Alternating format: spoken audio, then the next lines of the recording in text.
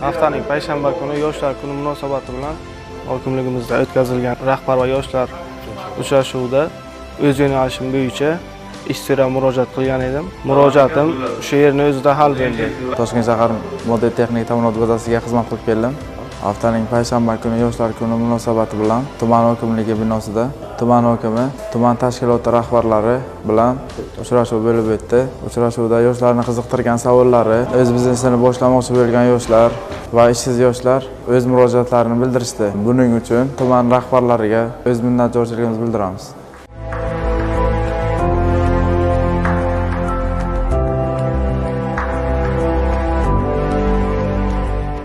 G'o'g'iston tumanida O'zbekiston Respublikasi Prezidenti Shavkat Mirziyoyev rahbarligida bo'lib o'tgan yoshlar bilan muloqotda ilgari surilgan har payshanba kuni yoshlar bilan uchrashuv, yoshlar bilan muloqot kuni deb e'lon qilindi.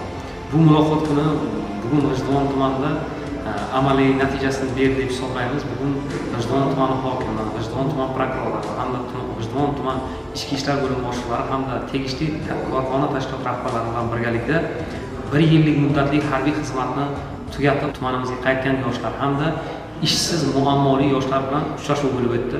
Bu uchrashuvda yoshlarimiz o'zlarining takliflari bilan rahbarlarimizga murojaat qilishdi hamda har bir yoshlarning takliflari rahbarlarimizga dasturi amal bo'lib kelmoqda hamda bu yoshlarning bandligini ta'minlash, bo'sh vaqtini mazmunli o'tkazish hamda kelgusidagi orzu istaklarini amalga oshirish bo'yicha tegishli chora-tadbirlar belgilandi.